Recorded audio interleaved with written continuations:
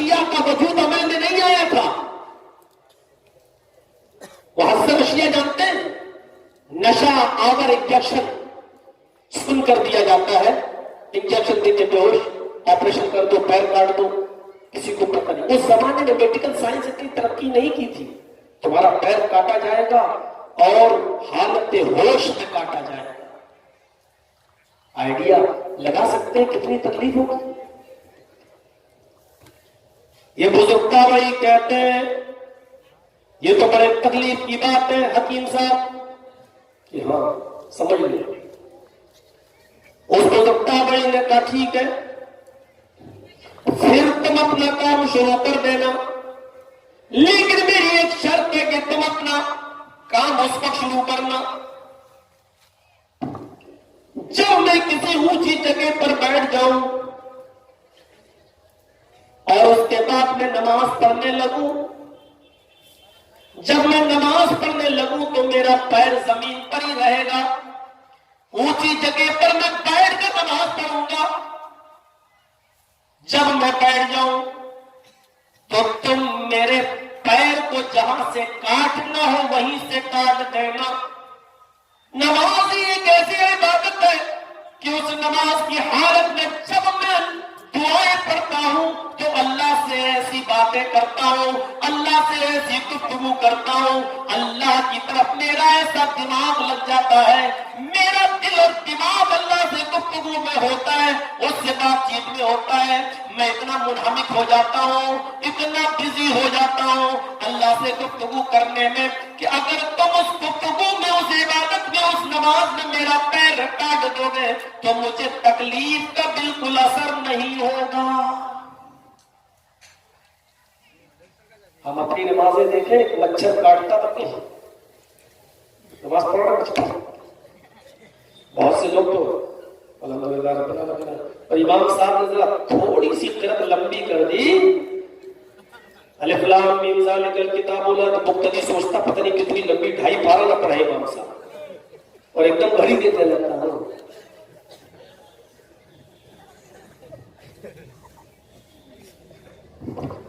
یہ سب ہماری نمازوں کا حال ہے، جائزہ لیجیے.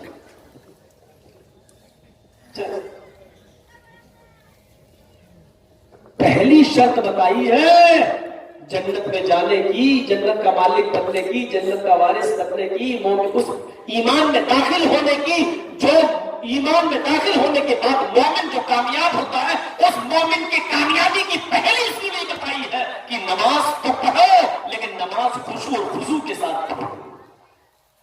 ایسی نمازیں نہیں. اللہ اکبر، پیچھے سے کوئی آدمی آیا زور سے سلام کرا، امام صاحب بھول گئے کیا پڑھ رہے ہیں، اور بعد میں امام صاحب تقریر کریں گے کس نے سلام کیا؟ تمہیں معلوم نہیں نماز کی حالت میں سلام نہیں کرنا چاہیے. ارے اللہ کے بندے، نماز کی حالت میں بھی سلام ہوتا تھا. مسجد میں صحابہ آتے تھے تو سلام کر کے داخل ہوتے تھے. ہاں، نماز کی حالت میں آپ سلام کا جواب زبان سے نہیں دے سکتے ہو، اشارے سے دیا جاتا ہے. اللہ کے رسول اگر نیت باندھے ایسے، اور کوئی مسجد میں داخل ہوا اور نماز ہو رہی ہے اور کسی نے داخل ہوتے ہوئے کہا السلام علیکم، یہ میری طرف دیکھیے، یہ گھر میں عورتیں نماز پڑھ رہی ہیں، اس میں جتنی ماں بہنیں اسکرین میں دیکھ رہی ہیں سنیے، گھر میں آپ نماز پڑھ رہی ہیں، گھر کا بیٹا بیٹی، گھر میں کوئی آیا باہر سے، اس نے سلام کیا، آپ بھی وہاں پر اشارہ کر دیجیے ہاتھ سے، یہ سلام کا جواب ہو گیا. اگر آپ رکوع میں ہیں تو ایسے دائنے ہاتھ کی ہتھیلی اٹھا دیجیے انگلیاں سے، یہ آپ کا سلام کا جواب ہو گیا. سجدے میں ہے تو بس ہاتھ تھوڑا سا اٹھا دیجیے، سلام کا جواب ہو گیا. اب تحیات میں بیٹھے ہوئے کسی نے سلام کیا ایسے، یہ سلام کا جواب ہو گیا. لیکن اس پر یہ تقریر کرنا کہ نماز کی حالت میں سلام کا جواب سلام نہیں کرنا چاہیے، یہ سب باتیں غلط ہے. اللہ کے رسول سلام کا جواب دینے کا طریقہ بتا رہے ہیں. اگر غلط ہوتا تو آپ یہ کہتے کہ نماز کی حالت میں سلام نہیں کرنا چاہیے، لیکن آپ یہ نہیں کہہ رہے، آپ یہ کہہ رہے ہیں کہ سلام کا جواب یوں دے دو، اشارہ کر دو. یہ حدیث ہمیں بتا رہی ہے کہ نماز کی حالت میں سلام کرنا جائز ناجائز نہیں ہے، کیا جا سکتا ہے لیکن کرنے والا زبان سے جواب نہیں دے گا بلکہ اشارے سے جواب دے گا. جب نماز کی حالت میں سلام کیا جا سکتا ہے تو کوئی کھانا کھا رہا ہو تب سلام کیوں نہیں کیا جا سکتا؟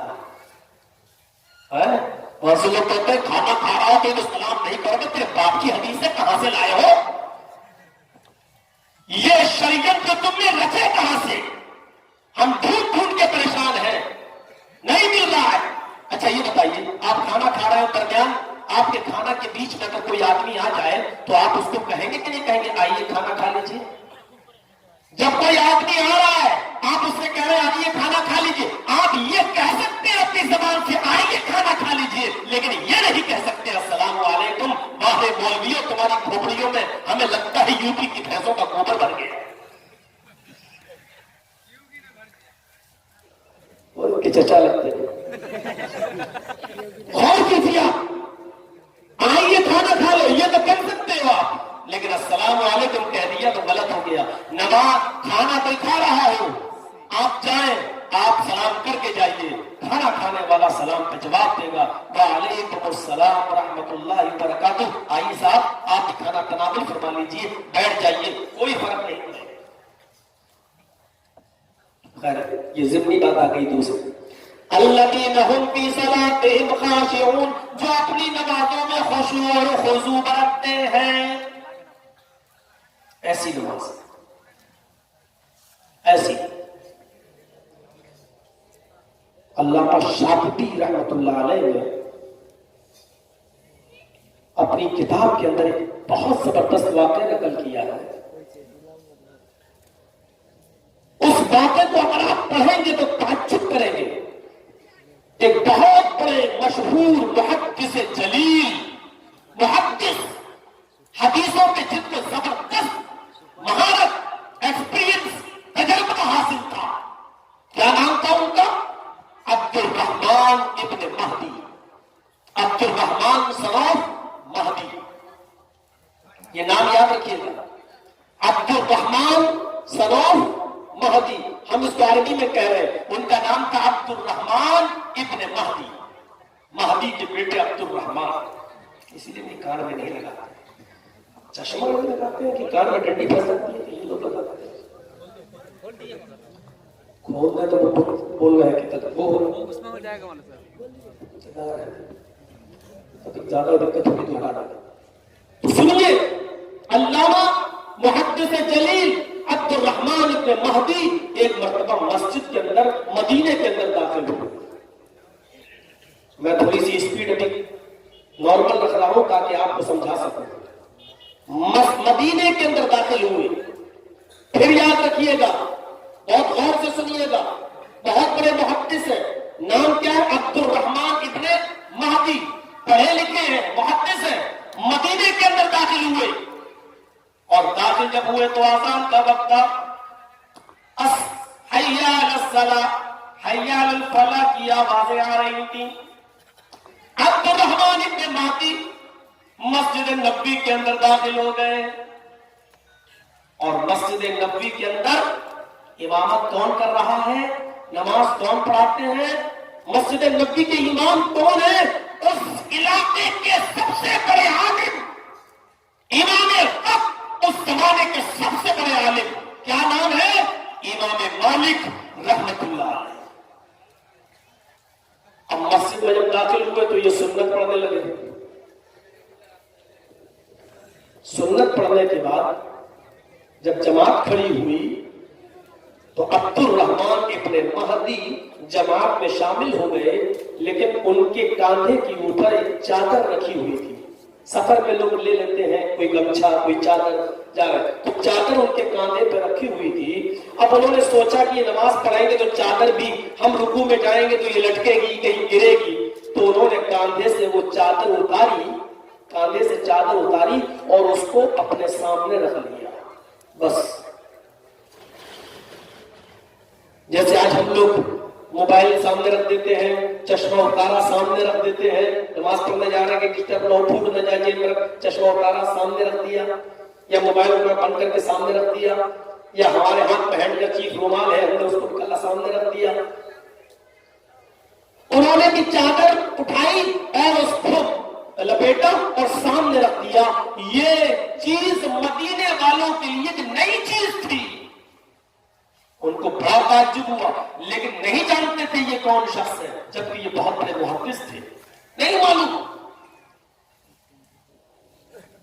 امام مالک رحمت اللہ علیہ آئے اور سیدھے مصلی امامت پر کھڑے ہو گئے. امام مالک رحمت اللہ علیہ نے دیکھا کہ اقامت ہو گئی. اللہ اکبر اللہ اکبر، اشہد ان لا الہ الا اللہ اشہد ان محمد رسول اللہ، حی علی الصلاۃ حی علی الفلاح، قد قامت الصلاۃ قد قامت الصلاۃ، اللہ اکبر لا الہ الا اللہ. امام مالک سب سے کہہ رہے ہیں اپنی صفیں درست کر لو، استووا صفوفکم. اب لوگ امام مالک کی طرف دیکھ رہے ہیں، اشارہ کر رہے ہیں. اس آدمی نے چادر آگے ڈال دی. امام مالک نے دیکھا، اس آدمی کو بھی دیکھا، سمجھ گئے کہ یہ پردیسی ہے. امام مالک قبلہ روح ہوئے، اللہ اکبر کہہ کر انہوں نے نماز پڑھانا شروع کر دی. نماز پڑھانے کے بعد جب سلام پھیرا اور سلام پھیرنے کے بعد جب مقتدیوں کی طرف چہرہ کیا تو فرمایا پولیس کہاں ہے، باڈی گارڈ کہاں ہے؟ اتنے میں پولیس آ گئی. باڈی گارڈ جو مسجد نبوی میں رہا کرتے تھے وہ آ گئے. امام مالک نے فرمایا کہ اس آدمی کو پکڑو اور اس کو قید خانے کے اندر ڈال دو، اس کو جیل کے اندر ڈال دو. جس آدمی نے نماز کی حالت میں نماز میں اپنی چادر صرف آگے رکھ دی تھی، اس آدمی کو امام مالک نے حکم دیا اس کو پکڑ کر قید خانے میں ڈال دو. وہ آدمی مقید کر دیا گیا ہے، شام تک جیل کے اندر رہتا ہے.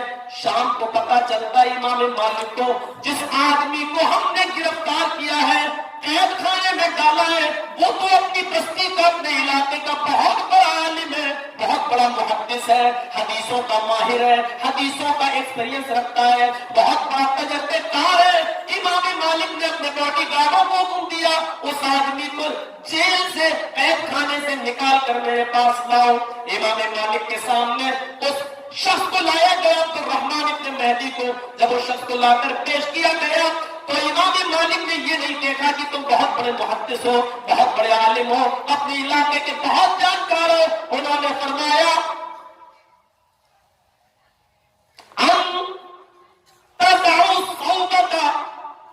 فی یدک بین الناس،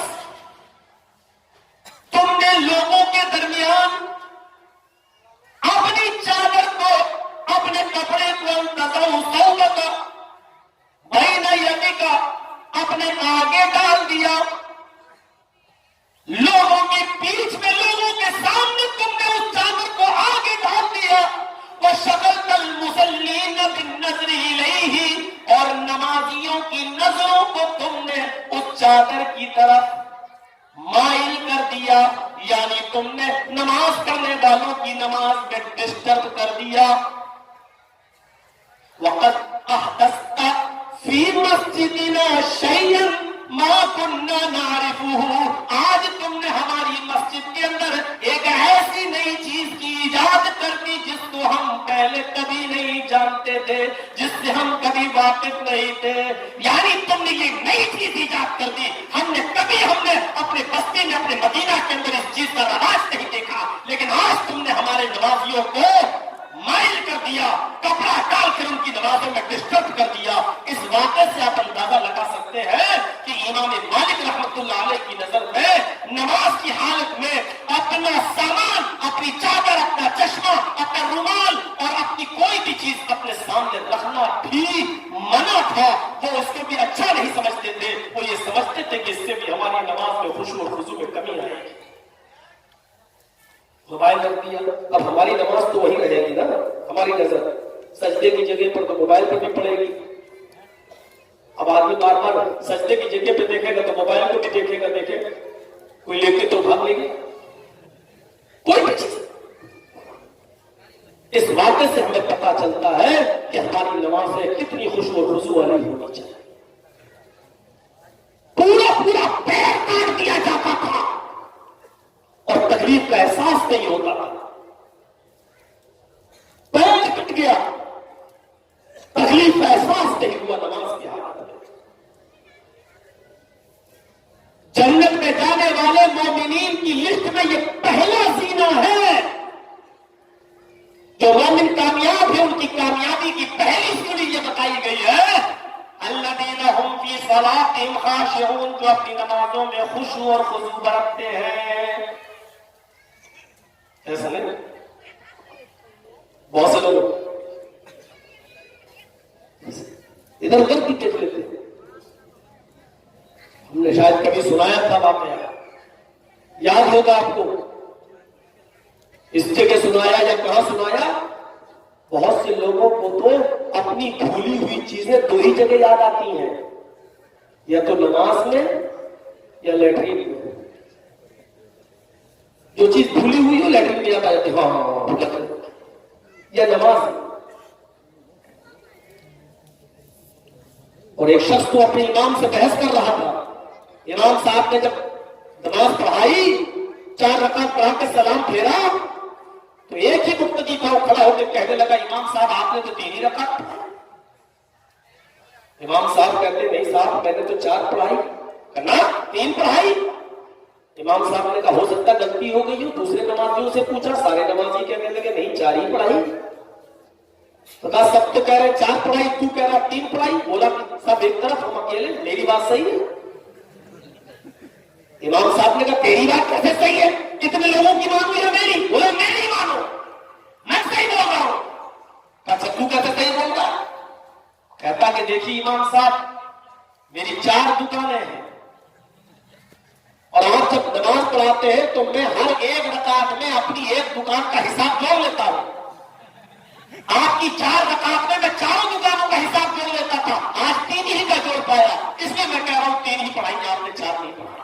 ये दलील,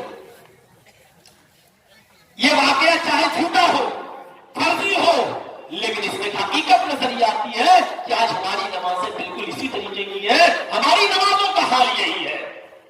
और जरा अपने भाइयों की नमाजों का जायजा ले लो। कभी कभी फंस जाता हूं मस्जिदों में, नहीं मिलता मौका, नमाज पढ़ने का मौका मिला तो हम रुकू से उठ नहीं पाए, वो सजदे में घुस गया। हम अभी पढ़ नहीं पा रहे, रब्बना वलकल हम्द हम्दन कसीरन तय्यबन मुबारकन फी, ये पढ़ने के बाद जब तक सजदे में जा रहे हैं उसका पहला सजदा हो गया, और जब तक पहला सजदा करके उठ रहे हैं पढ़ नहीं पाए अल्लाहुम्मा ग़फ़िरली वरहमनी वहदनी वआफ़िनी वरज़ुक़नी, तब तक उसने दूसरा सजदा ठोक दिया। वहां तो समझौता करो आप और दुआओं को छिपाओ, आधी आधी दुआएं पढ़ो, रकातों की तादाद बढ़ा लो लेकिन दुआएं घटा लो। ये हाल है। तो पहली चीज अल्लज़ीना हुम फी सलातिहिम खाशिऊन, जो अपनी नमाजों में खुशू और खुजू बरतते हैं। खुशू खुजू वाली नमाज चाहिए जन्नत का वारिस बनने के लिए और कामयाब मोमिन बनने के लिए। पहली चीज हो गई। आइए दूसरी चीज पर, वल्लज़ीना हुम अनिल लग़्वी मुअरिज़ून, जो लग़वियात से दूर रहते हैं। लग़वियात में झूठ, गीबत, चुगली, जबान से ऐसी बातें कहना जिससे किसी दूसरे मुसलमान को तकलीफ हो, लग़वियात के अंदर ये चीज भी शामिल है। और लग़वियात के अंदर वो काम भी शामिल है जिससे हमें कोई बेनिफिट हो, कोई फायदा ना हो और हमारा वक्त बर्बाद हो रहा हो। मसलन कैरम बोर्ड खेल रहे हैं, कोई फायदा नहीं है, हमारा वक्त बर्बाद हो रहा है, उससे न हमारी तंदुरुस्ती में इजाफा हो रहा है, न हमारे घर में हमारी बच्चों की इस्लाह हो रही है, सिर्फ वक्त का की बर्बादी है।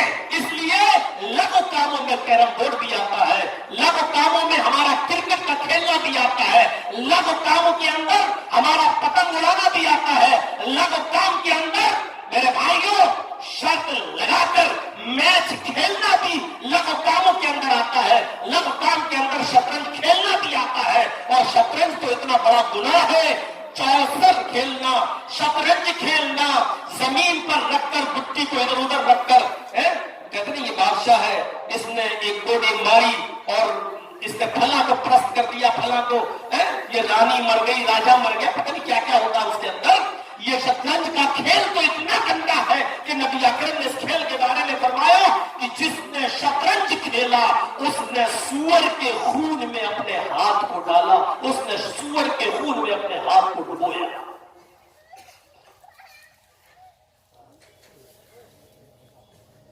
खेलते हैं ये कैरम बोर्ड सभी उसी हुक्म में है।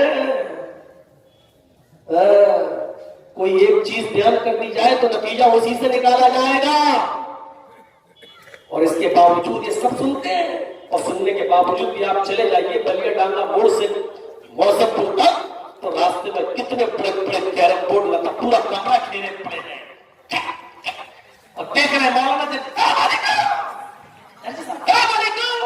सलाम भी हो रहा है, कैरम बोर्ड भी खेला जा रहा है। शर्म नहीं, एहसास तक नहीं होता है कि कल तो तकरीर किए हैं मौलाना साहब कैरम बोर्ड पर, और आज उन्हीं की आंखों के सामने हम कैरम बोर्ड खेल रहे हैं। हया, शर्म जब किसी इंसान के जिस्म से निकाल ली जाए तो फिर उसको परवाह नहीं होती कि वो क्या कर रहा है, उसको किसी चीज की कोई परवाह नहीं होती है। इसलिए फरमाया शर्म और हया बाकी रखी जाए, क्योंकि अगर शर्म और हया निकल गई तो इंसान अपनी माँ, अपनी बहन और अपनी बेटी के साथ भी जिना कर बैठेगा। कोई जब शर्म हया ही नहीं रही तो फिर उससे कोई भी काम का इम्कान है, कुछ भी कर सकता, हर काम उसके लिए मुमकिन है, हर काम पॉसिबल हो सकता है। सब लघु कामों में ऐसी बात इंसान की जबान से नहीं निकले। अल्लाह के नबी सल्लल्लाहु अलैहि वसल्लम फरमाते हैं, मन सलिमल मुस्लिमून मिन लिसानिही व यदिही, मुसलमान तो वो है जिस मुसलमान तो वो है जिसकी जुबान से और जिसके हाथ से किसी दूसरे मुसलमान को तकलीफ ना हो। जानबूझकर तकलीफ दे रहे हो तो समझ लो कि आप एक लघु काम कर रहे हो, समझ लो कि आप एक बेकार काम कर रहे हो, झूठ बोल रहे हो तो ये एक लघु बात है। फरमाया जब एक मोमिन बंदा, एक मुसलमान इस्लाम की हालत में जब वो झूठ बोलता है तो उसके झूठ की